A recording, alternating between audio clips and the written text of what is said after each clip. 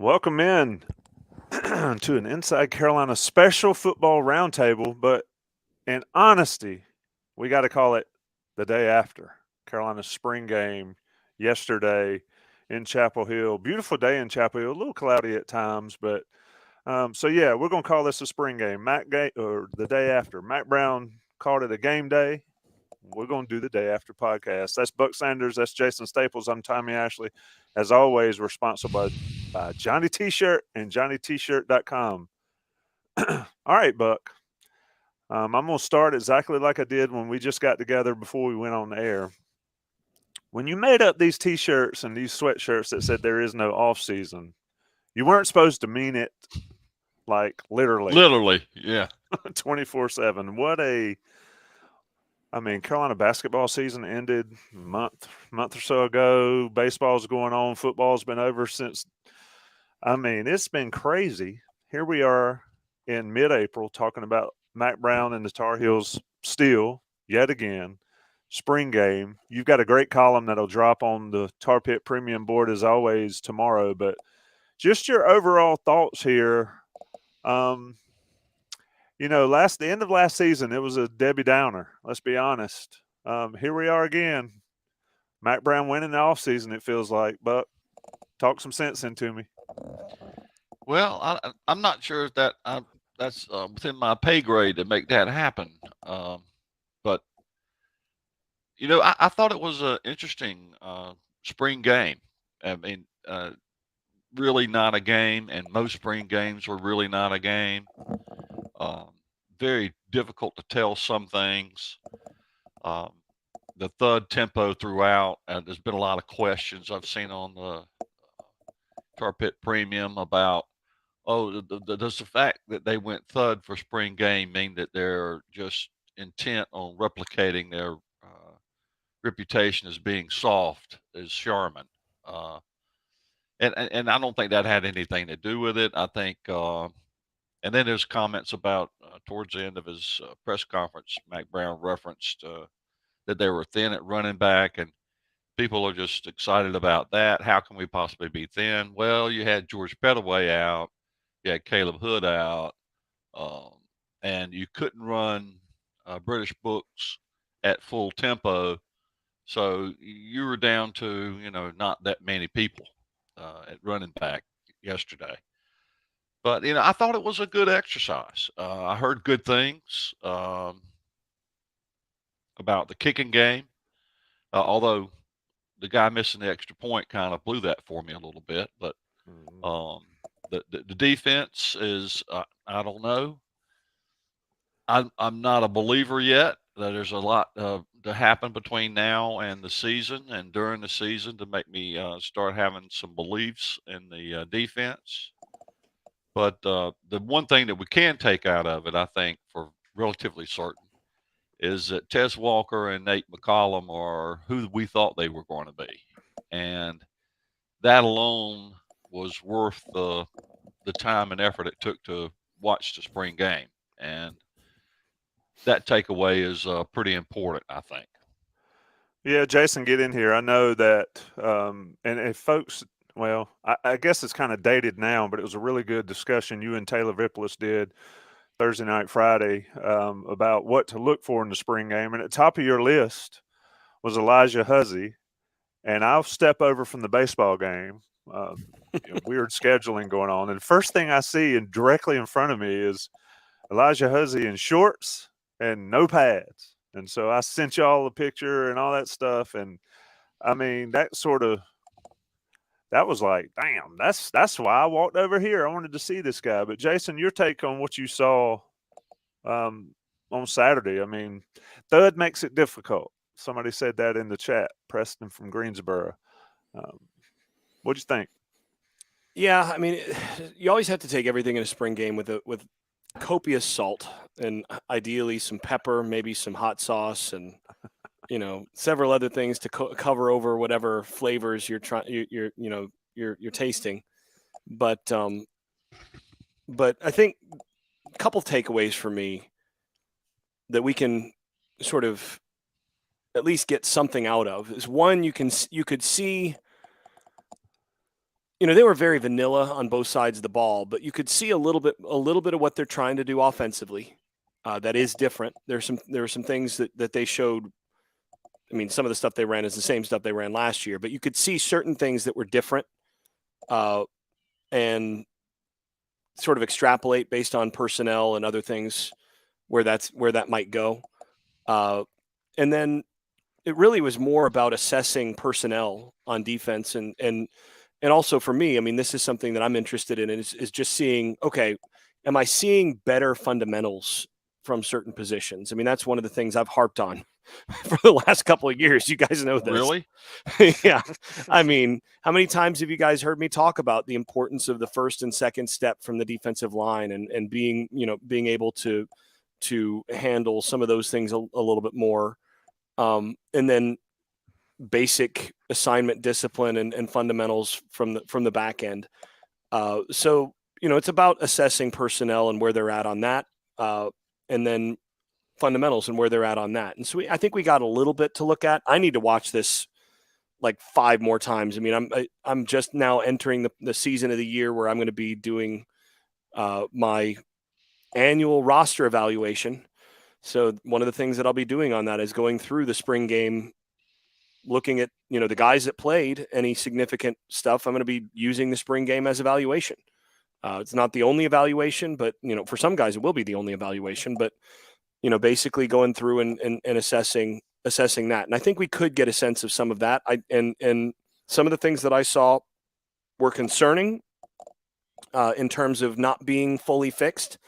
There were certain, I didn't like seeing a couple of the defensive backs just get run by, where the technique wasn't great, and they were late in transitioning, and they didn't get their hands on the wide receiver. And you do that with a guy who can run, and you're going to have a problem. And that happened a couple times. So I'd like to see that tightened up a little bit, but a lot of things I thought were really positive. And I thought in particular, I thought they have some potential with some bodies in the secondary, where they added some depth, where I think they could be better there next year. I think a couple things to that point. Walker ran by everybody. I mean, you better get your hands on him. Yeah, if he can, if you're not going to touch him at the line, he's going to have a field day, assuming those hands are getting better. And then also, and I blanked on the number when I first saw it, but Christian Hamilton ran by somebody early on the opposite from me. Yeah, he ran by the transfer from Chapman, the transfer from Virginia Tech. Virginia Tech. Yeah, and so I mean they skill positions, particularly wide receiver, definitely in good hands. Buck, let's go ahead and get the Drake May portion of the program out of the way. I mean, and want your take, and then I want Jason's take.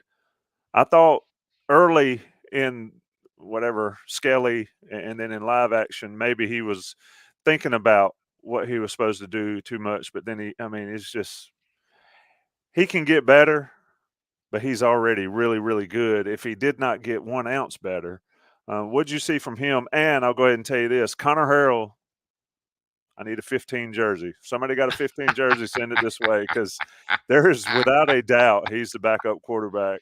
Is he the best backup quarterback you've ever seen, Tommy? He by far. I mean, he will be numero uno on my list of players to pay attention to. I hear you.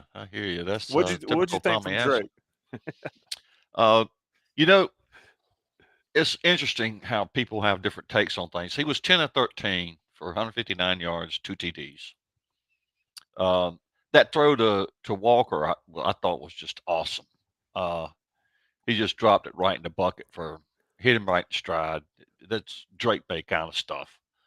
But somebody had a take that there for a minute, I walked up to the ledge and was about ready to jump off.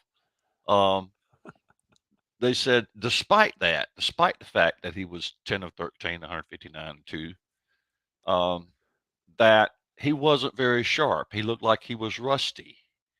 And that his throws that he missed badly by like 5 yards or so. And so I thought about that a little bit and chewed it over and decided it was inaccurate. And You just you can't ask for any better than Drake. And there are gonna be times where he throws the ball and he's not gonna hit the receiver. But 10 or 13, I'll take that completion percentage like every day of the week. One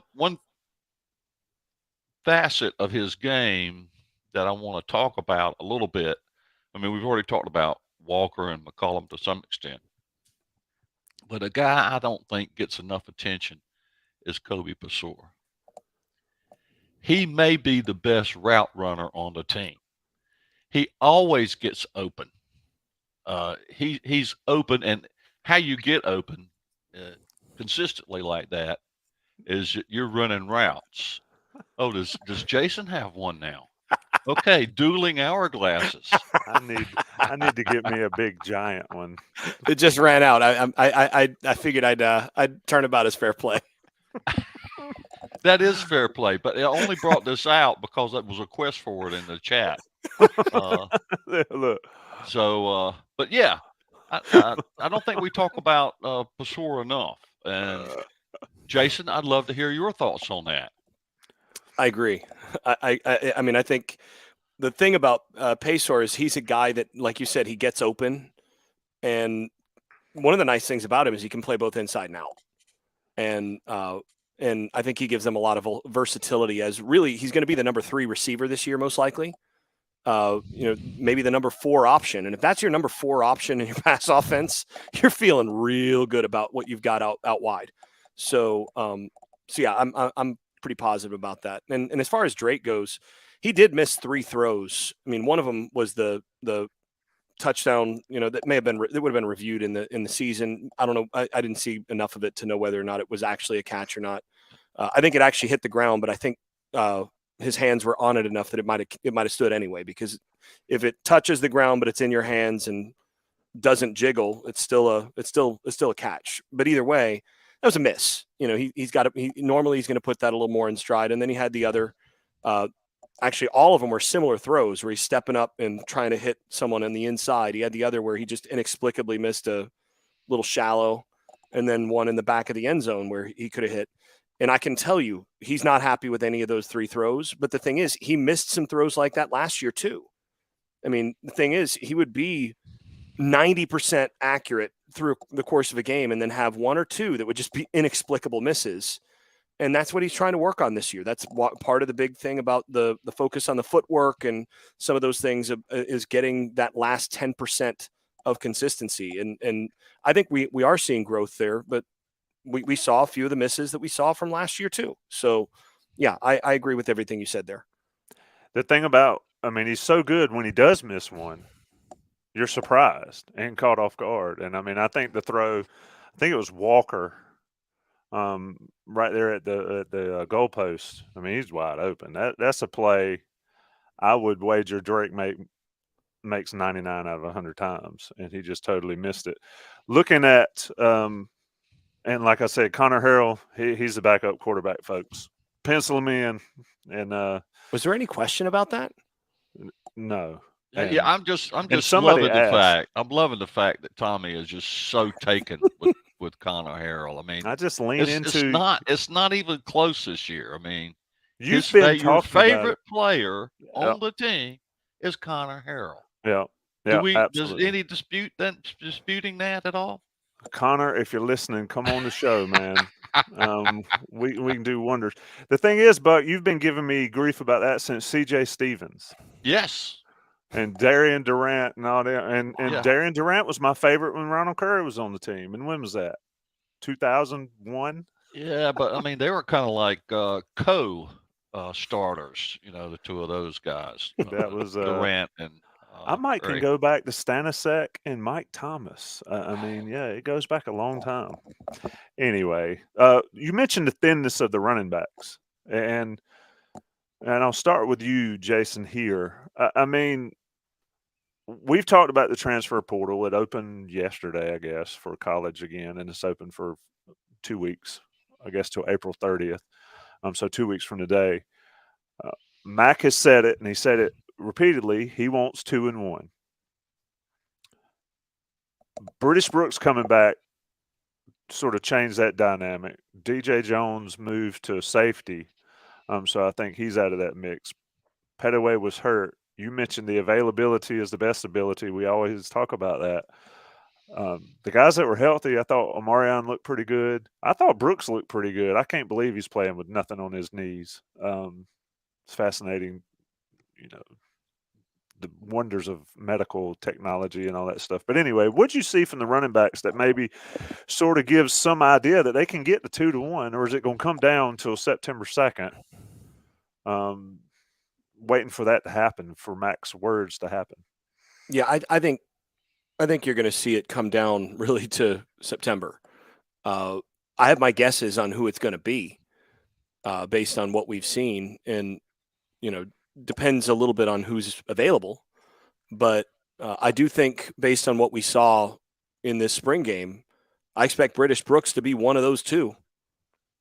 It sure looked like it. Yeah, I mean he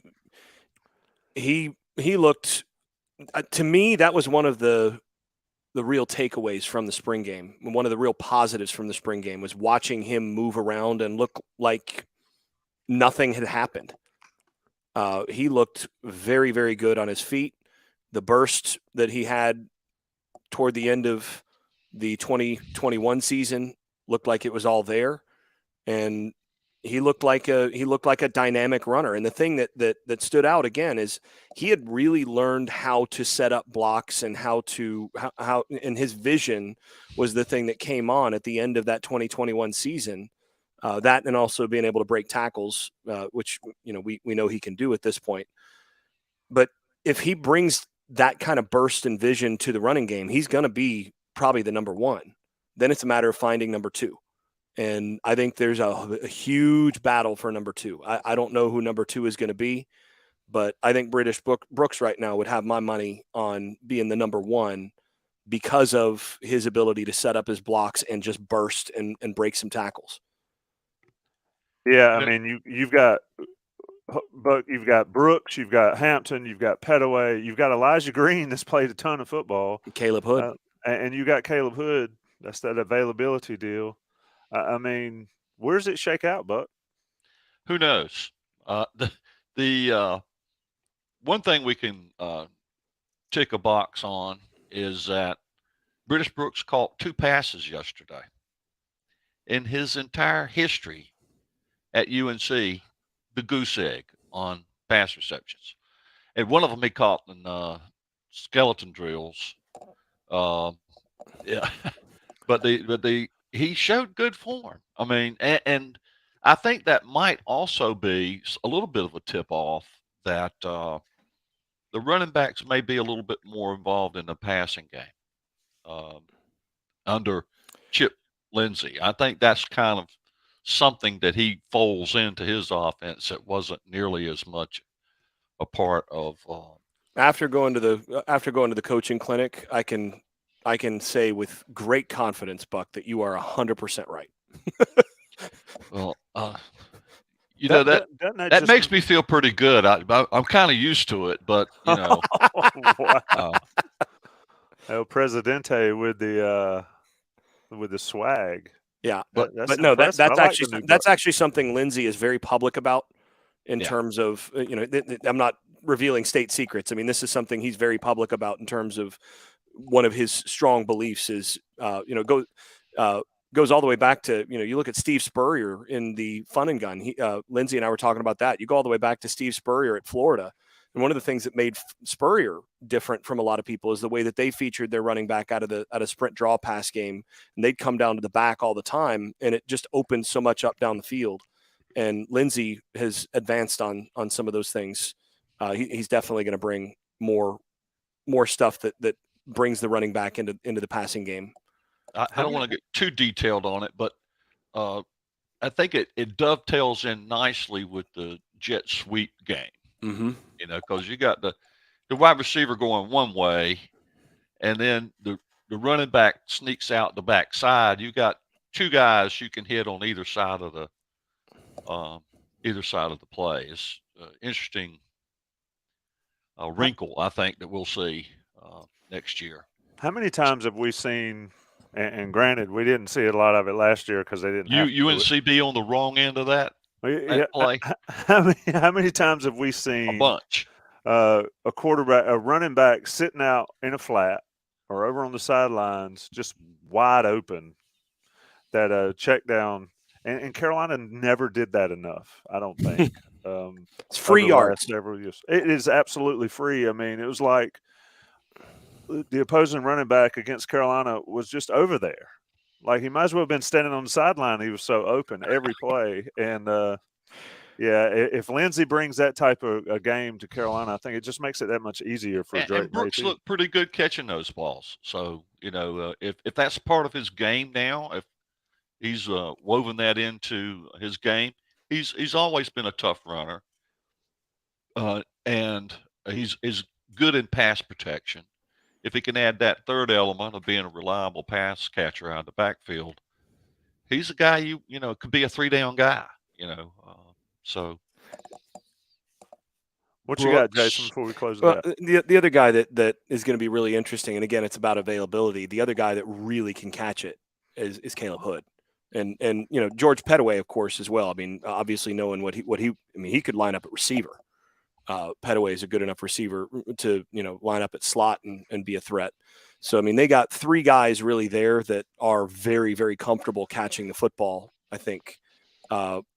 Hampton, I haven't seen him do it as much. So I don't know. And then obviously Green, he had some catches last year. I don't think he's quite as natural a catcher. He's had to really work at it, but they're going to have guys that are going to be able to catch out of the backfield. They got a lot of options there. They're going to narrow it. It's going to narrow one way or another, whether it's by injury or portal or somebody just being content sitting and watching. But they've got to get it narrowed down. Got a long ways till September 2nd, though, even though time does surely fly. There's a ton of questions on the message boards. There's a ton of questions in the chat already. We're going to talk about the offensive and defensive line, but I want to let's check on the linebackers right now. Obviously, Buck said Gray, Eccles, I mean, they're going to play a ton of snaps. Did you see anything? Jason made a comment on Vip's show, unless I totally misheard you, Jason, and I typed it up, so I hope I didn't, that Sebastian Cheeks needs to be one of the solid backups, needs to be one of those guys that really steps up in the role behind Eccles and Gray. Did you see anything? Obviously, he's in a yellow jersey. It was thud anyway, but what did you see behind Gray and Eccles that maybe gave you some sense that we'll see some of those guys play in the fall as opposed to last year? I don't really know, but I did see Deuce Caldwell go in the hole with Amari and Hampton and win.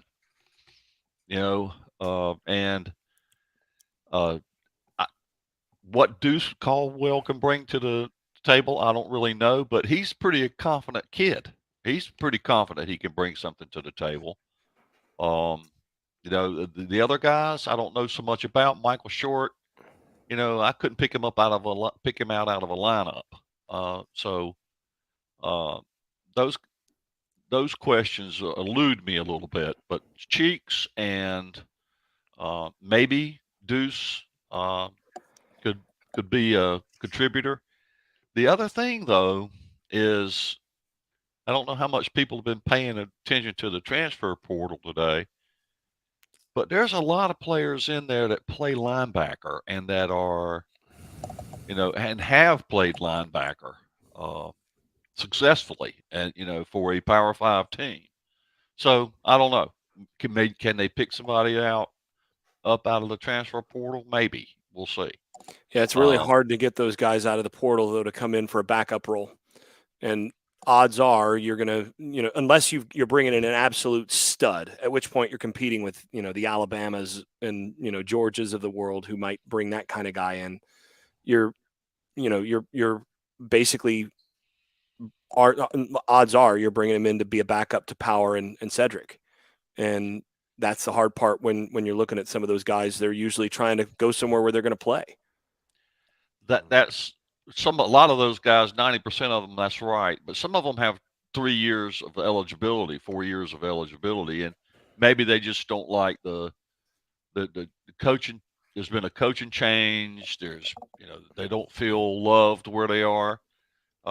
Maybe they could find somebody out of the portal that can help. I mean, I think it's a possibility.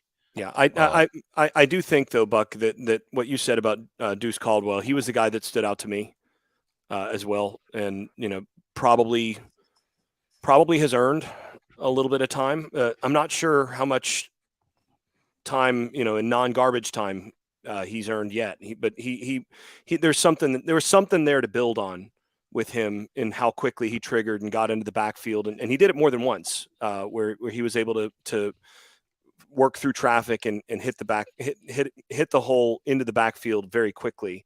And so that stood out a couple times, especially toward the end there. Looked like he was finding his feet. And, if it can be if he and Cheeks can both be, competent backups that you can put out there without a big drop off, that'd be huge. I think your point in the VIP, when you talk the VIP, if especially if Gray, but if one of those guys goes down, somebody better step up. And it's going to be imperative that Mack and his staff and Thigpen get those guys ready for the fall, because you're one play away from an absolute disaster in Carolina's defense. Like you said, it was bad enough. It would be cataclysmic, catastrophic, and end of days bad if something happened to one of those guys. They can't lose Cedric Gray this year. They can't. Yeah, bubble wrap Cedric Gray, and then hopefully he takes care of his body and doesn't get any unfortunate injuries. Let's take a Johnny T-shirt break. It's always that time to go to Johnny T-shirt shop. Franklin Street was beautiful yesterday and beautiful this weekend. Hope a lot of people checked out Johnny T-shirt. Got 10% off your order if you're a premium message board subscriber. Look, I posted this link on the premium message board. We got over 200 people in here, so a lot of people paying attention. A lot of people need to hit up Johnny T-shirt and JohnnyT-shirt.com. Get your premium subscriptions from Buck, Sanders, and Inside Carolina, and you get 10% off. It's like we talked about free yards. It's free money, and you get free money to go to Johnny T-shirt, one of the best places on Franklin Street, one of the institutions on Franklin Street. Take care of them. Let national guys pay the bills. It's the day after football roundtable, whatever we're calling it. Carolina Spring 2023 is a wrap, and we're wrapping it up here. We'll be right back. Okay, fellas. Sean Crawley, my man, is always in the chat. But we need to have an exclusive Inside Carolina function for people that attend like 98% of the live shows. That would be so awesome. Bowls Lot's a good place to start every fall. Let's talk about the offensive and defensive line, because quite frankly, it doesn't matter. Anything we talked about doesn't matter. Buck, I'll start with you. Jason, I know, has got some thoughts on it, but what I wanted to see is some guys hit somebody yesterday and straight up do it. I know they've been working in practice, but we don't always get to see that. But your thoughts here, specifically on the defensive side. Monachino's come in. The emphasis is on the offensive line from Randy Clements. What do you see in there that gives you hope that the Tar Heels can be as physical as Mack Brown wants them to be and talks about them being? Well, let me start with the defensive line first, and maybe we should separate them out, defense and then offense. And one reason I want to go that route is because Jason's critique of fundamentals on the defensive line have been encyclopedic over the years, and I want to know if any of that looks any better to him or not. But as far as the rest of it goes, a couple of things. One is Travis Shaw was out and Des Evans was out, and so I don't know that either of those players are starters next year, but they might be, and so we didn't get a really good look at them. Of course, we know a little bit about Des. But I would have liked to have seen Travis Shaw play.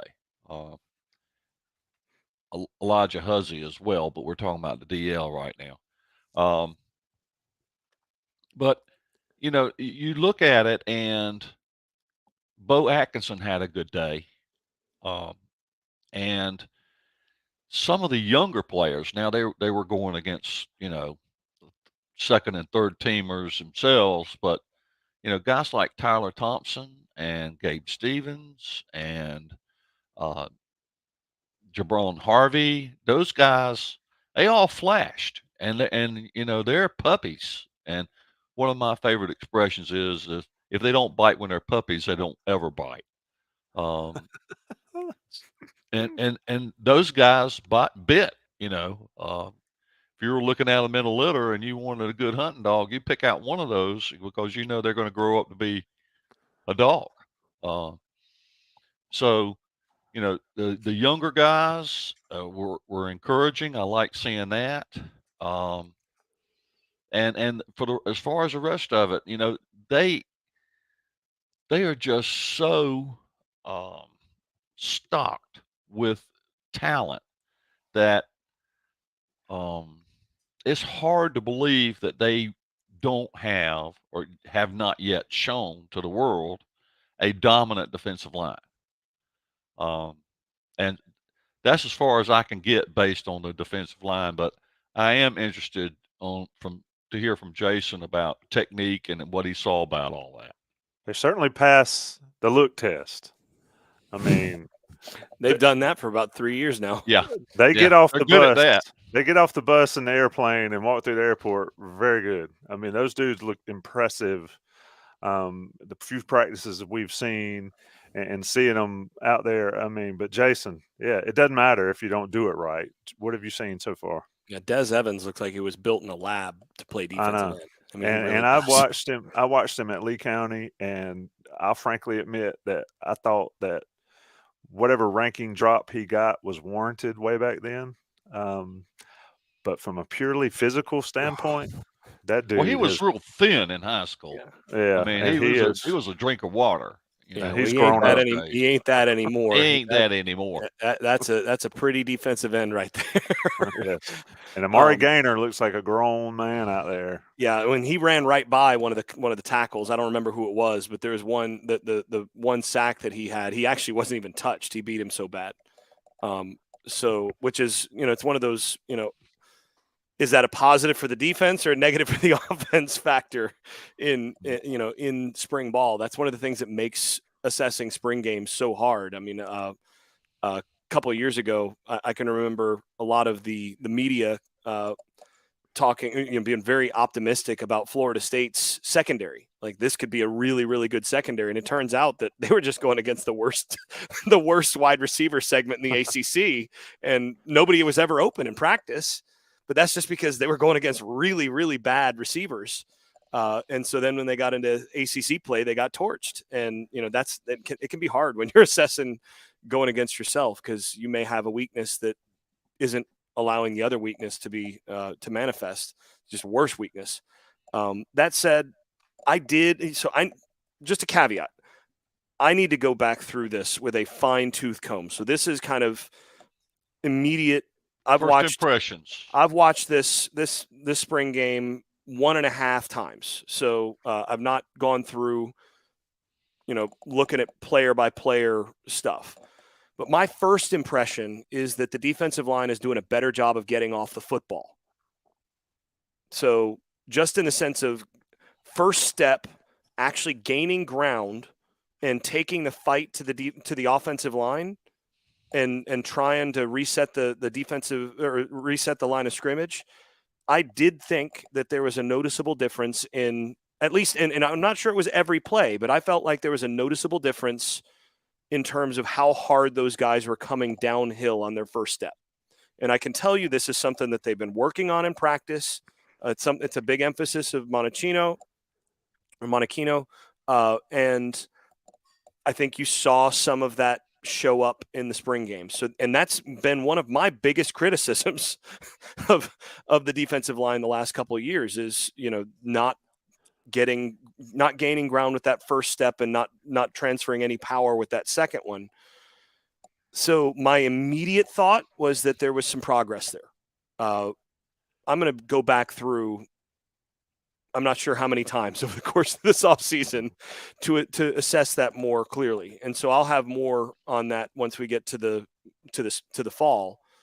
But my first impression is that there were some noticeable differences in terms of what they were able to do on that.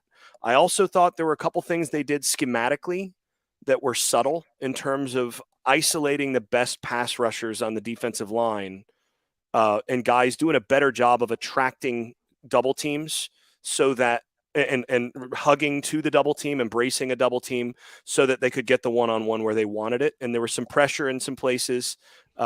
Couple of Miles Murphy's pressures were situations where they were able to get him in a one-on-one, and he should win those one-on-ones, and he was able to.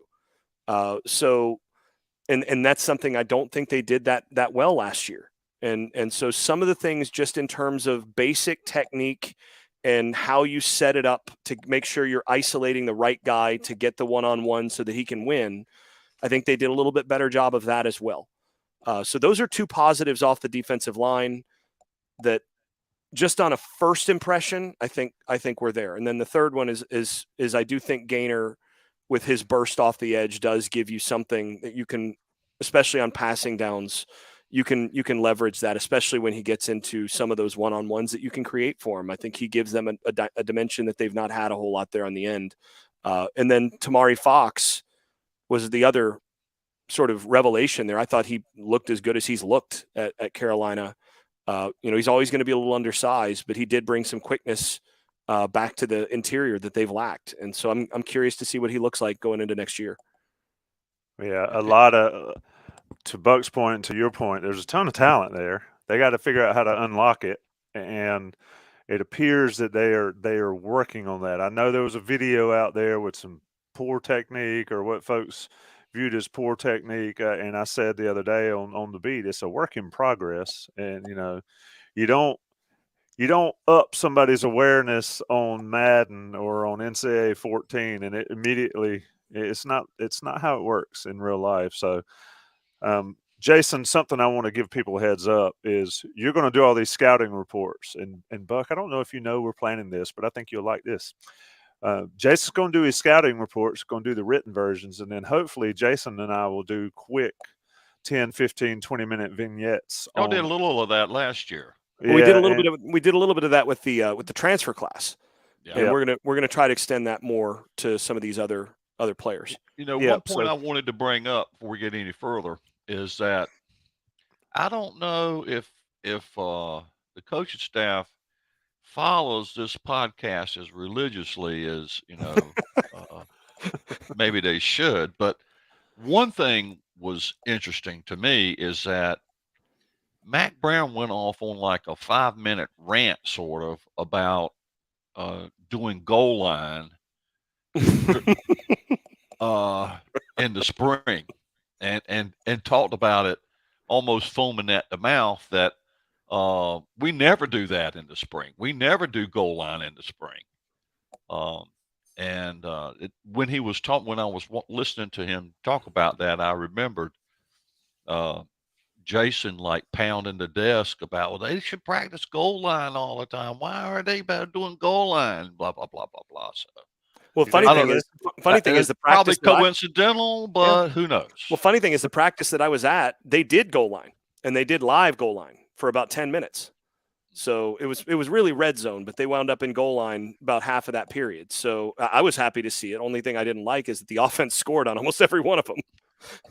The bottom line is, if they're not more physical, both sides of the ball, and we're going to flip it because, like we talked about, is are they good and the other side stinks, or vice versa? The old quintessential spring game conflict. One thing about that, though, Tommy, is that they went up against the same offensive line last year. Mm-hmm. For the same guys. Yeah, for the same guys. So it's not a case of they look better because the offensive line is worse, because the offensive line is basically the same. So yeah, you actually kind of know what you have on the offensive line in a lot of ways. There's real that 1/5 guy is the one guy you're not sure about, but you kind of know what you got there. You've got an ACC level offensive line in terms of bodies. So one other thing I didn't mention that I really liked is that they finally found a spot for Kamen Rucker. He's moved around a lot Yes. in terms of his career at North Carolina. He's played inside, he's played outside. They had him standing up for a while. They've found a spot for him. He has a carved out role. They know where he's going to be, and I think in that role he can be a difference maker. He is they've moved him to he's the primary buck end, and they're just turning him loose there. And look, that guy's a really good football player, and I think he and Gaynor are going to split that position, and I think Rucker is going to be a really good player at that position. Everything I've seen with my own eyes and everything I've heard about the spring practice is that they cannot handle Rucker. Nobody can. Yep. No, and he is just wearing people out. Yeah, he's going to play in the NFL because of what he's going to look like this year at that spot. Yep. Yeah, the jack position is basically invented for him. I mean, he is the right size, and you wish he was. You could be a little taller, maybe. You wish he was about 3 inches taller. If he was 3 inches taller, he'd be in the contention for a top 10 pick. But he just is he's stubby. He's not as tall as what you'd like for that default. But he's a guy I'd pound the table for in a late round kind of situation for the NFL, because that's a freaking football player. Yeah, he is a difference maker, and like I said, every report and every eyeball, he is wearing it out. And if he were 6'4", 260 or whatever he is instead of 6 foot 260, he'd be. You see the slick hairs and all that just going nuts over the guy every day on NFL mock drafts and all that. But somebody asked in the chat, and just real quick, Jason, Gaynor from Florida State and all. Somebody wanted to compare Noah Taylor and Gaynor. Gaynor looks. I've seen them both up close and watched them, and of course Taylor got hurt, but Gaynor looks to be a better player to me. But compare them a little bit. Pretty comparable in a lot of ways. I mean, I think Taylor was – so I think Gaynor is a – he seems more physical. Taylor was more finesse. You got to have some more physical. That was where I was going to go. I was going to use the word mean. Gaynor, in terms of how he plays with an edge, and he's a stronger, more physical player than Taylor was. Taylor was a better player than Gaynor, moving backwards and laterally in space. A little more instinctive in that sense. Taylor's there's a little more linebacker to Taylor's game, and a little more, being able to kind of handle coverage responsibilities, a little more natural with that. And again, sort of agility, finesse type stuff. Gaynor is flat out burst forward and is looking to knock somebody out. That's just kind of his game. That's really the biggest difference. I mean, and trait wise, they're similar in a lot of ways, but it's really just a matter. Gaynor's a little more linear, faster, more bursty, and Taylor's a little more laterally agile, and I think a little more instinctive as a coverage player. You wear a neck roll, you better be able to play, and it looked like Gaynor's got a neck roll under there, and he's going to be. It'll be interesting to watch the duo of him and Kamen Rucker. Somebody's saying Rucker 10+ sacks. We might do a Rucker Gaynor sack over under for our. I'll give Rucker and Gaynor combined over 10. Interesting. Maybe you should invite August. Gregory Hall back on the show when we do that. So he can. He might actually. Des might actually get a sack this year. And that's no disrespect to Mr. Evans. He just, Gregory was a champion and it didn't work out. Anybody left on the defense we need to talk about? We haven't talked secondary. Yeah. Well, we talked a little bit about Huzzy, but let's talk secondary and see. And Jason, where do you think there? Obviously, Drebly's gone. A lot of players are gone. A lot of new guys in there. Huzzy we didn't get to see, which was disappointing. Heard good reports on him. What else is out there? Well, I didn't need to see Huzzy any more than I did. So, put that guy in bubble wrap, and he's a starter. Just figure out who else needs to go around him. But the other guy that stood out to me was actually Derek Allen. I really liked what I saw from him. A couple times, there's one time in particular where he took an angle I was not thrilled with against the run. Still, it's thud, and he still made the play. It's like I came down a little hard, and I'd like to see him just half yard over.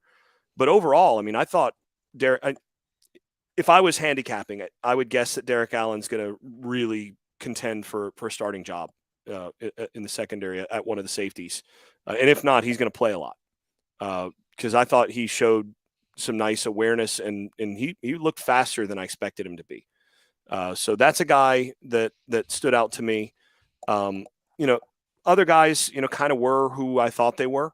I did think Chapman, Don Chapman at safety looked more comfortable there than he has in the past. And having more of a coverage guy there, a guy who's played corner and has been pretty good at corner at times is helpful. So, I mean, that's a guy that I think is going to get more time than maybe people expect because they're going to go against teams. They're going to force that other safety to cover. So those are two guys that kind of stood out to me as intriguing moving forward. And, we know who you got, who you got in 27, what Biggers is going to be, some of those other things. I think it's too early to tell on Conley, but that's sort of what stood out to me. And, it's hard to evaluate the corners in this because we didn't get great angles, and I need to spend more time with it in terms of, how Chapman's going to fit and some of those other things. But it's going to be interesting to see the corner, how the corner position is going to shake out. But those are my initials. Yeah, Buck, I saw more press coverage yesterday, yesterday still, Saturday, than we saw all of last year. Of course, Chiswick said, without saying what you say, is if I could play press, I'd be playing press, folks. And then yesterday we saw it. What did you see from the secondary, Buck? Well, a couple of things that probably I wonder about a lot is, safety play at North Carolina has not been great the last several years. That's one of the things we talk about a lot is that they haven't had the kind of play at safety that you would need. I mean, if you were somebody other than Gene Chiswick and you wanted to go to an Iowa State three safety, situation, they didn't have three safeties that could play that well. You laugh, Jason, but am I wrong? No, you're not wrong. That's why I'm laughing. But I think now they might have the ability to have put some safeties on the field that could play well. I like Will Hardy a lot, and he's bigger than you think about him being. He's 6'2", 215. I mean, he's not a baby. And for a run support safety that can, help you out there, he's an option. And, of course, Conley's extremely physical. We just got to see how he is physically when he's headed into the year.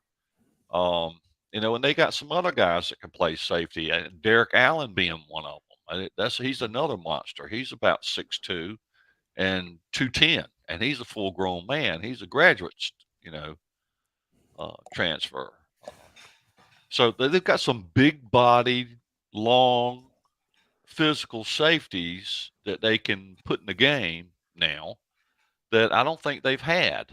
It had a little bit of Conley when he was younger. He missed virtually, all of last year. So, with Will Hardy was a true freshman last year. And they didn't have Derek Allen. So those are like three bodies that they're going to have that they didn't have, haven't had the last several years. So I'm a little bit encouraged about safety play. I'm a little bit curious about who's going to land the spot opposite Huzzy. Boykins is going to play the nickel. Now, they've been talking about having Huzzy come down and play the nickel and two other guys be on the outside. In some matchups, I think they will do that. Against teams that have if you've got a team that's got a Josh Downs type player in the slot, you might want to bring Huzzy inside for that. That's basically what they want to have the flexibility to do. Yeah. Well, I mean, Armani Chapman, he played 11 games for Virginia Tech last year, and he was a fifth-year player. Is he in his sixth year now, I guess? He had to be recruited by the former DC at Virginia Tech, Buck who Foster. yeah. So the Chapman has started and started 25 games all overall at Virginia Tech. Legend had played some last year. Day has played some and almost started for like the back half of I think the Orange Bowl season or something like that.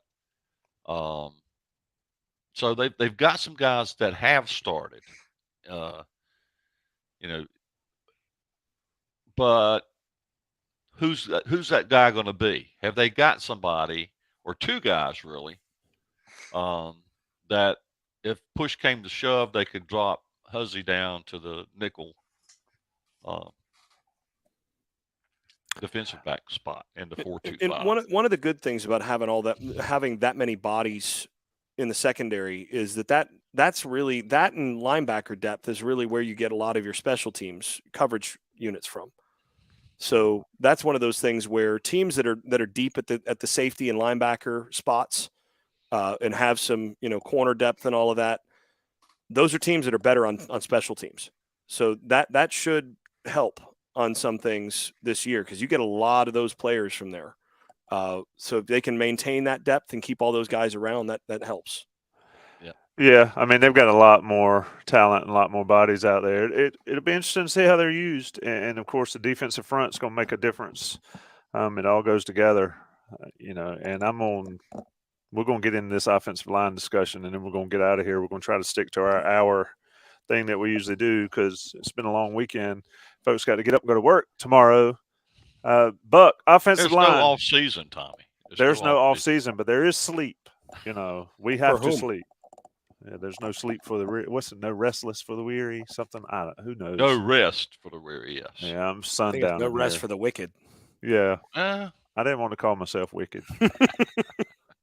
At times, but offensive line. I mean, y'all mentioned it earlier. It's basically the same guys. They're searching for a left tackle, I guess, or trying to figure out who to fill the fifth guy. Corey Gaynor's definitely going to be the center.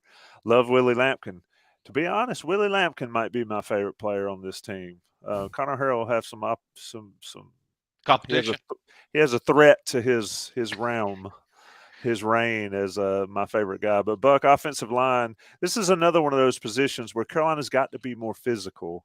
Randy Clements, I mean, good gracious, I still seeing Baylor highlights and Randy Clements over there just telling his guys. Those running backs are still getting touchdowns, aren't they? Yeah, still running down there in Florida.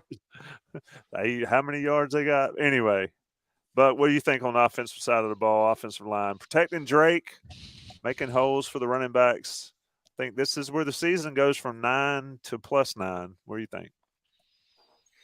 Well, they got William Barnes over there at left tackle, and Spencer Rolland on the other tackle. And you already talked about the interior of the line. Offensive line coaches, every single one of them, I think, at North Carolina, have all said, we want 8 guys that we can play. We want 8 guys we could play. Tommy is just basking in the glory of the attention he's receiving from. I know, really. I'm just grinning. See how red I am. Thanks, fellas. I don't need a haircut appointment though, and I definitely don't go to the gym. You might see me at the walking track. Anyway, but let's stay on focus. Yeah, it's getting late. But Mack Brown says we got 6 that we can count on. Now they're never. Every offensive line coach wants 8, but they never play more than 5 if they can get away with it. That's been my experience at UNC. But they need some more bodies there that they can count on, and that's the piece that I worry about a little bit. And is William Barnes a guy at left tackle? Is he a serviceable left tackle to protect Drake May's blind side? And one of the things that Brown brought up at his press conference was, if I can find an offensive lineman in the transfer portal, I'm going to get him. Basically, he said, if I can find a decent offensive lineman, I'm going in the transfer portal. I'm bringing him in. So that's an area that, and that offensive lineman might not necessarily have to worry about being second team either. So that might be something we look at a lot over the next couple of weeks to see if North Carolina lures an accomplished offensive lineman into the fold via the transfer portal. Jason, what do you see there? Give me a couple things that Randy Clements will make a noticeable difference with. Well, a couple things, and only one of them has to do with the offensive line itself. One thing that I mentioned, you could sort of see some of the things that they're doing differently. Mentioned that in the top half of the show is, I don't know if everybody noticed the wide splits. You had some wide receivers lined up outside the numbers, close to the sideline. I mean, again, going back to the Briles. That was a big Art Briles thing. That's right. And so they did, in what they're doing, in what Chip Lindsey is doing, they are incorporating some of those, extra wide, extra, super spread splits, which does simplify certain things for the offensive line at times. I mean, that's one of the things is you're simplifying for the quarterback, you're simplifying for the offensive line. We saw this done actually back under Fedora at the very end with some success, and then they ran out of quarterbacks basically. So, but that's one thing is that you can see some of the influence in terms of what they're doing schematically. That's one example of what they're doing schematically. The other thing is really the thing that he has to do with, and that's a lot of the running game is very Baylor oriented or very Briles-esque. It's not Baylor anymore. But the emphasis is getting vertical movement. You're seeing the offensive line fire off the ball, trying to move the defensive line vertically, not just stepping in one direction and not position blocking as much as he really wants to instill get after their donkeys. And that's something that I think you are going to see. Personnel has to be good enough to be able to execute that. And I think they still have a ways to go to be where they want to be on that front. And they definitely need to get comfortable with the second guard spot. But you're going to see an emphasis on trying to get vertical movement and let the running back hit the line of scrimmage with a lot of speed on the inside. I mean, you're going to get less horizontal running game from the running back with this offense. Running back's going to get the ball and is going to be running inside the tackles a lot. And if they're going to be doing stuff on the outside, it's not, stretch type play, it's tosses and things like that. So that's the biggest thing you're going to see. I was a little surprised when I first saw Barnes at left tackle earlier in the spring, but he seems to be doing pretty well there. And, they're finding the best five that they've got. I saw somebody ask the question of, is it normal to, only play 5 or 6? Yeah. I mean, that's the reality in college football is, it's rare to have a team that has more than say 7 offensive linemen.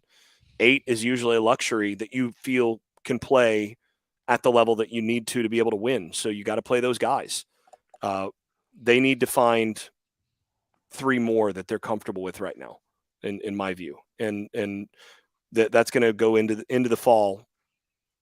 And, we know that 4 are good based on last year. We know that 4 can play, but I think they need to find 3 more to really be comfortable, and ideally 4 more that they like. And the thing is that most guys on this team have been seen by 3 offensive line coaches now. Is that fair? You had Bicknell. Who'd you have before Bicknell? I might have lost. Searles, Bicknell, and now Clements. So if guys are not popping up on the depth chart or on the starting lineup and all that kind of thing, it might want to be a mirror thing rather than a coaching thing. We'll see. We'll see how that works. Buck, anything left? I think for me watching, I hope to see more physicality in the spring.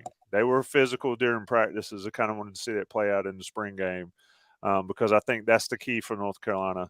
That's where Mack Brown 1.0 got good and got But you better. can be plenty physical. I gotta say this before we go. You can be plenty physical playing thud.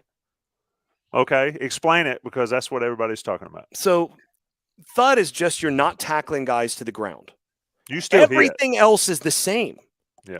So the line play is the same. The line play is identical.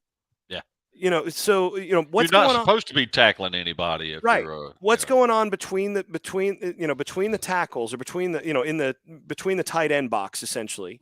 So the defensive line, linebackers, offensive line, and running backs in the box is not different in thud versus otherwise. Only difference is that when linebackers or whoever is going to tackle the running back, they have to tackle him high above the waist, so you're not knifing in and cutting out somebody's legs, and you're not trying to take him down to the ground. You just try to hit him, and you hit him with a good angle and with a lot of force. And look, if you can thud and knock that guy on his butt by the contact alone, that's fine. You're trying to instill that. You want those guys going hard at each other like that. But what you're trying to do is you're trying to eliminate the stuff that's happening down the legs with ball carriers. You're trying to eliminate where, a guy gets taken to the ground and he falls into the legs of a defensive lineman or offensive lineman and rolls up on him and all of that. That's what that's what thud is designed to eliminate. Is you're trying to get all of the things that you try to work on with tackling, including the hard contact, including form tackle and everything. You're form tackling. Only difference is you're not swinging the guy to the ground onto somebody's leg. So in terms of coverage, your bump and run looks exactly the same. Your safety is going to come up and hit a guy on a slant just like he would otherwise. You're just not swinging a guy down on the ground or doing something where a guy's going to fall on his feet. So the whole thing is don't get knee injuries, don't get ankle injuries. Everything else is the same. And you can be physical playing thud. Every team in the country thuds most of the time. The question is, in every NFL team, when they do no NFL team tackles to the ground in practice. None. And those NFL games, you get to the playoffs and all that, that's as physical a football as you're ever going to see. Because you look at that, NFL guys all play very physical thud in practice. It can be very physical. You just have to learn to do it. And the best teams, the best culture teams play really physical thud. There you go, folks. Thud, physical. Jason Staples explains it. I think, to be honest, I think Mack should have explained it more because Mack made it seem like thud was less physical. And that explanation there sort of explains it to everybody. My point still remains, Carolina's got to be more physical in the fall on the field during games because I don't think Mack 2.0 or 1.0 got really good until they started dominating physically other teams. I think that's what I'm looking for come fall practice. Ton of content coming. Jason will do his scouting reports. We'll do podcasts about it. We will talk to Buck Sanders. Buck's column will drop tomorrow morning. Share his thoughts on the spring game that you might not have gotten from here. You get more there, and then this article will be up as well for folks. Buck, any last words as we close? We are moving into the off season. There might not be one, but we are moving into football off season going forward. I would clean up one point a little bit. It's not really a cleanup. It's just an addition. We were talking about the wide splits, the Baylor wide splits. Mike Leach was also famous for that, and it wasn't about the running game. But for him, it was about the wider my offensive line is, the longer it's going to take for the defensive end to come in and get the quarterback. So schematically, wider splits is also a aid to your tackles, your right and your left tackle, because it's not just as easy to get to the quarterback that way than it is with narrower splits. Yeah, So and what I we'll just thought see- I'd throw that in there. Yeah, and what we'll see with North Carolina is we'll see sometimes narrower splits with the offensive line because they want to get vertical with the offensive line and wide splits from the wide receivers. You're going to see some playing around with some splits next year, just in general. Should be fun to watch. A lot to talk about. A lot to look forward over the summer. Spring game wrap, day after spring game wrap. Jason Staples, Buck Sanders, of course, Johnny T-Shirt and JohnnyT-Shirt.com. We'll be back. Always check with Inside Carolina. Always check with Tar Pit Premium. All that good stuff. Boys, it's been fun. As always. See you guys. As always. Peace.